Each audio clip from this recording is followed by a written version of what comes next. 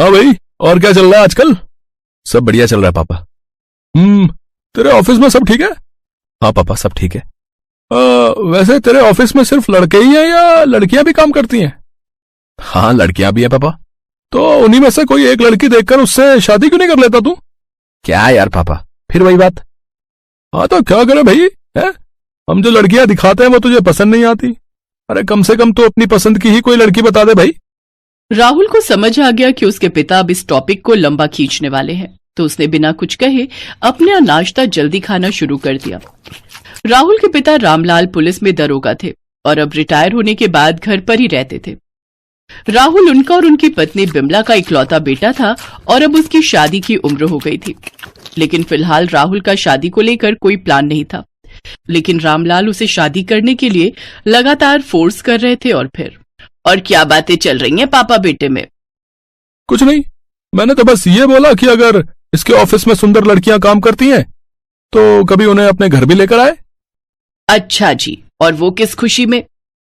अरे बस ऐसे ही, इस बहाने थोड़ा हम भी खुश हो जाएंगे उन्हें देखकर। अब हर टाइम तो दाल चावल नहीं खा सकते ना, कभी कभी बिरयानी देखने का भी तो मन करता है ना।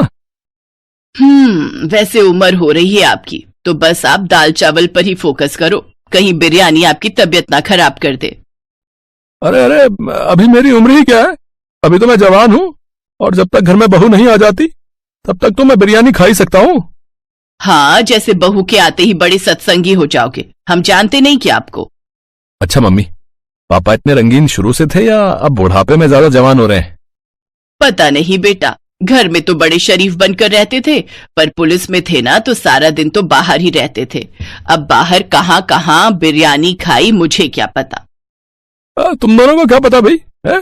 जब मैं वर्दी पहनकर और काला चश्मा लगाकर अपनी जीप से उतरता था ना, तो लड़कियां देखती रह जाती थी मुझे।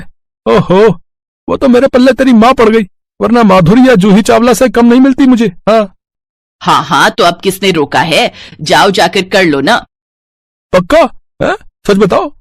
देखो जरा, बेटे की शादी की उम्र हो रही है और ये महाशय घर में दो दो बीवी रखने की बात कर रहे हैं। नहीं बिमला, दो नहीं एक, तुम्हें तो फिर जाना पड़ेगा ना। रामलाल के मजाक से चिढ़कर बिमला वहां से चली गई और रामलाल जोर जोर से हंसते रहे। दरअसल रामलाल रंगीन मिजाज के आदमी थे और ये बात सब जानते थे। ऐसे ही कई दिन बीत गए और फिर राहुल के लिए कविता का रिश्ता आया। कविता देखने में बहुत सुंदर थी, तो राहुल ने झट से शादी के लिए हाँ कहा और पट से दोनों की शादी हो गई। फिर कुछ दिनों के बाद, नमस्ते पापा जी। नमस्ते, कैसी हो कविता? मैं ठीक हूँ पापा जी। वो तो सुबह ही ऑफिस निकल गए। रात को देर से आया था और सुबह जल्दी निकल गया? अरे पागल है क्या? नहीं नहीं, शादी हुई है, पत्नी को टाइम देना चाहिए ना उसको। रामलाल की ये बात सुनकर पास ही खड़ी बिमला झेप गई और कविता भी शर्मा कर वहां से चली गई। फिर उसी शाम खाने की मेज पर भाई मजा आ गया। अब कल क्या बनेगा भाई? आप बताओ क्या खाओगे? अरे कविता से पूछो, वो जो कह दे हम सब वही खाएंगे। क्यों कविता? जी पापा जी। रामलाल अपनी बहू कविता को खुश करने की कोशिश करता रहता था। पहले तो बिमला और राहुल ने इसे इग्नोर किया, लेकिन धीरे धीरे राहुल और बिमला को रामलाल का कविता के प्रति ये व्यवहार खटकने लगा। फिर एक दिन, सुनिए, वो मुन्नी की बेटी का आज महिला संगीत है, तो मैं और कविता दोनों वहां जा रहे हैं। अरे कविता को यहीं रहने दो, तुम अकेली चली जाओ। क्यों? कविता को यहाँ क्यों छोड़ दूं? अरे भूल गई, उसके पैर में मोच है ना, तो बेचारी कहाँ जाएगी? अच्छा तो ठीक है, फिर मैं भी नहीं जाऊंगी। नहीं मम्मी जी, आप जाओ ना, अगर आप नहीं जाओगी तो मुन्नी आंटी को बुरा लगेगा ना। ठीक है, तो एक काम करो, तुम अपने कमरे में जाओ, मैं जल्दी ही वापस आ जाऊंगी। बिमला बहुत बेचैन थी, वो कुछ समझ नहीं पा रही थी। दरअसल रामलाल का हर वक्त कविता का ख्याल रखना उसे परेशान कर रहा था। उसके मन में उन दोनों को लेकर कई सवाल उठ रहे थे, जैसे कहीं उन दोनों के बीच कुछ ऐसा तो नहीं था जो एक ससुर और बहू के बीच बिल्कुल नहीं होना चाहिए। कविता के कहने पर वो पड़ोस के घर चली तो गई, लेकिन वहां भी उसे चैन नहीं आया और वो थोड़ी ही देर में वापस आ गई तो देखा कि रामलाल हॉल में नहीं था। बिमला को शक हुआ और वो दबे पांव कविता के कमरे की तरफ बढ़ी। वहां उसने देखा कि कविता बिस्तर पर लेटकर कराह रही थी और उसके सामने रामलाल उसका पैर पकड़कर बैठा था। ये देखकर बिमला आग बबूला हो गई। उसने फौरन आगे बढ़कर रामलाल को एक जोर का चाटा जड़ दिया। शर्म आनी चाहिए आपको, आपने तो अपनी बहू को भी नहीं छोड़ा। छी! मम्मी जी, रुकिए, आप गलत सोच रही हैं। आपके जाने के बाद मैं अपने कमरे में आ रही थी, तभी मेरा पैर फिर से मुड़ गया।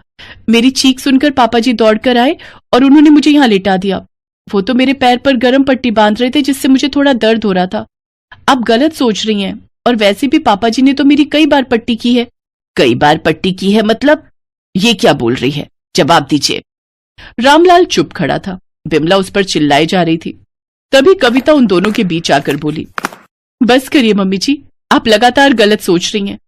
आपको सच सुनना है ना तो सुनिए। मेरे पापा का नाम हवलदार राधेश्याम था। मेरे पापा और पापा जी एक ही थाने में थे, पर एक मुठभेड़ में मेरे पापा को गोली लगी। इस हादसे के बाद मेरे पापा बच नहीं पाए और इस सदमे में मेरी माँ की भी मौत हो गई। पापा जी ने मेरे पापा को वचन दिया था कि वो मुझे बेटी बनाकर रखेंगे, और उस दिन के बाद से मेरे स्कूल की फीस, हॉस्टल का खर्च, सब कुछ पापा जी ने ही उठाया। और तो और मैं जिंदगी भर खुश रहूं, इसीलिए उन्होंने मेरी शादी अपने बेटे से ही करा दी। आपके पति देवता है मम्मी जी, जिन्होंने मुझ अनाथ को हमेशा अपनी बेटी माना है।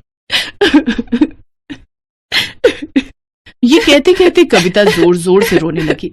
सच्चाई जानने के बाद बिमला रामलाल के पैरों में गिर पड़ी, और उधर दरवाजे पर खड़ा राहुल भी पूरी बात जानने के बाद अपने आंसू नहीं रोक पाया। और रामलाल को भी समझ आ गया था कि अपनी पत्नी से मजाक करने की आदत उसे कितनी भारी पड़ गई थी।